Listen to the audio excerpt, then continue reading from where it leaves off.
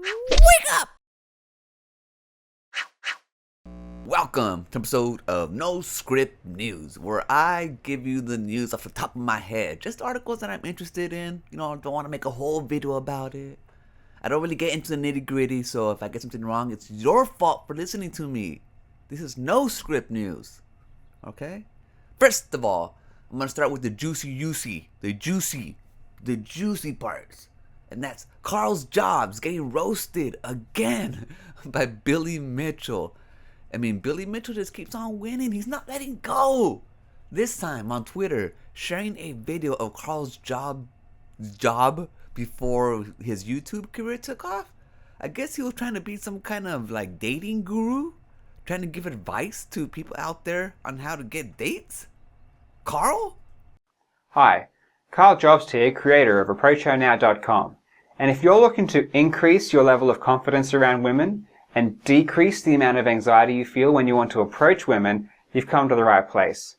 I have specifically created this website to help men who want more dates, relationships, and sex in their life, but just can't seem to make it happen because the act of approaching a woman is too difficult.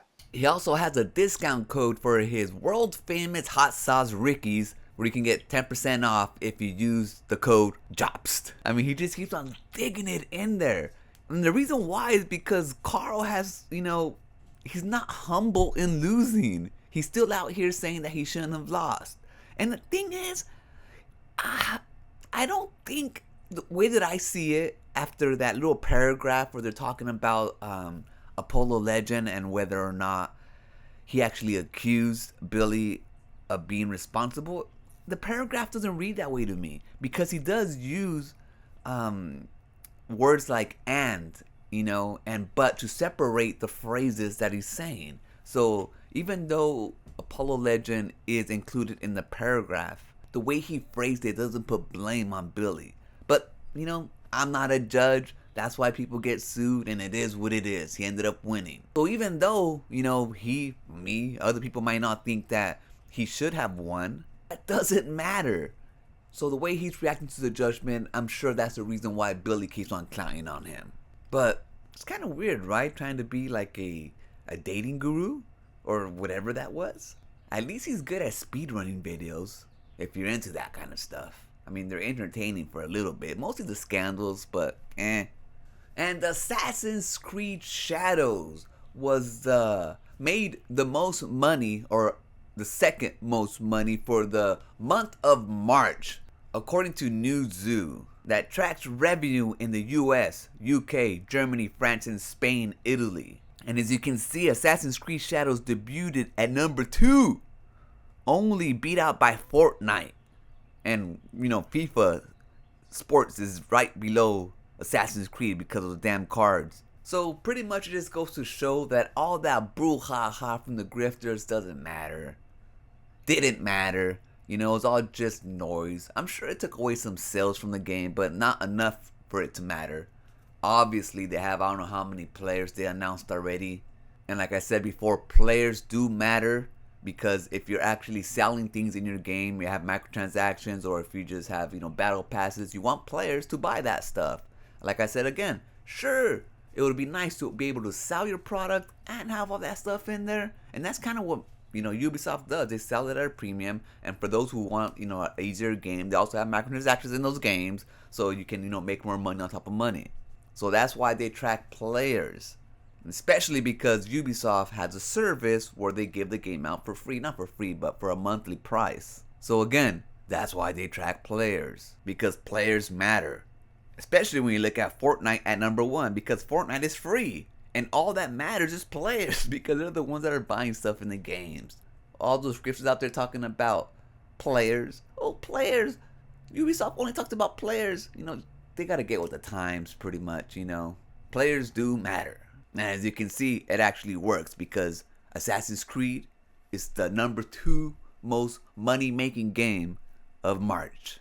Now, moving on to Star Wars. I love Star Wars. I've always been a fan. And Respawn, they have a pedigree of delivering great games, is working on a Star Wars game they just announced that will be releasing next year. But I want to know what you guys think about it because I'm not really a tactical type of guy. The game is called Star Wars Zero Company, and you kind of lead a ragtag group of Star Wars type of characters: Jedi's, droids, a Mandalorian, a freaking bounty hunter, and so on. And you fight tactically, kind of like XCOM and other games in that nature. Like I like Star Wars. I like turn-based type games, but for some reason the type of battle system kind of I feel disconnected from it whenever this kind of game. But I don't know. I might give it a go. It's from Respawn. They have a pedigree of delivering great games. Call of Duty 4.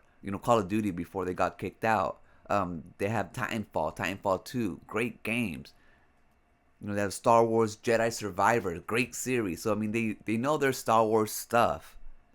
But for this game, I don't see it being a big success. I mean, not selling the numbers that it needs to sell because of the type of game it is.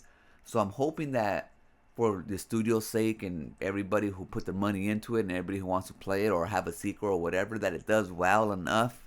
Because, I hate to see them have another Titanfall 2 in their hands. Even though it's a great game, no one really bought it. And yeah. I got to see more of this game. I mean, more of the gameplay. I don't know.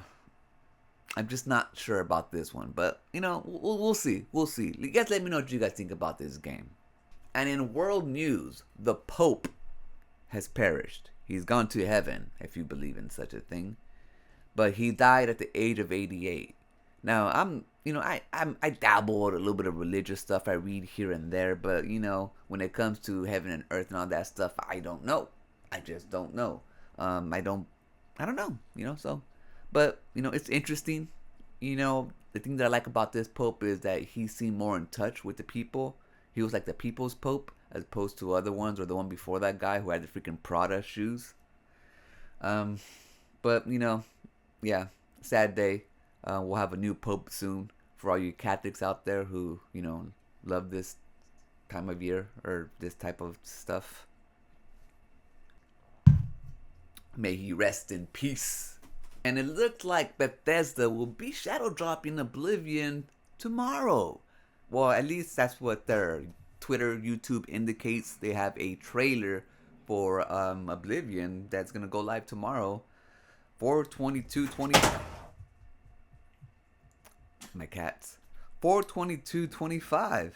When I was thinking about Oblivion and how I wasn't too excited for it because when I remember playing the 360 one that I would just run through the portals because it got so repetitive, that I just wanted to get done with those parts of the game that I just didn't want to revisit that again.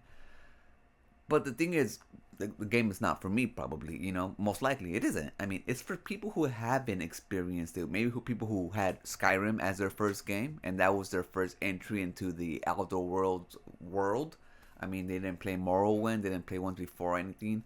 The one before that was Rygard, I forgot the name of it, and they didn't play Oblivion. And Oblivion was like a big step up. When I first played it on my 360, it was like, oh! So, I can understand how other people who have never played it would be excited to experience it for the first time. And I'm sure it will be a good experience. So tomorrow it looks like it's gonna shadow drop. And man, let's hope it's $59.99. Or let's hope it's regular price. $70 is fine, I guess. But I mean for the type of game that's give you all those hours it's remade, it looks good. But yeah. Probably just goes to show though that Oblivion 6, whatever the next one is, it's still like a few years away. I'm gonna say at least 3, because yeah, they're gonna probably milk Oblivion for the next couple of years for sure. I mean, Skyrim, how long has that thing lived? Like 12 years? Sheesh! They're still making new ones. Oh man. Oh. A lot of people, not a lot of people, but some people have been asking about my bag right here. My Fajahra Raven bag, made in Sweden. It's a company in 1960. The reason why I bought that bag was because my other one is just messed up already. It's like no good no more. And I wanted something lightweight. And that's what it is. I bought it at one of those hiking stores that has a lot of Paragoa stuff. So it's like a lot of foreign hiking, good quality stuff. Now people have been speculating that this bag cost me $400. At first they said $200, and then for some reason they doubled the price to $400. And it's like, I mean, yeah, it's cool, looks nice, lightweight, it's functional, but it only cost me $100. And I just wanted to set the record straight for anybody out there that cares. Alright, I'm gonna leave it right there. Thank you guys for watching No Script News. Remember, always be kind to yourself and enjoy your life. And I'll meet you right there. Peace. If you read, learn, and apply the information I'm giving you, you are going to get success quicker than you ever have. I have absolutely no doubt about that. It worked for me, and it has now worked for many men.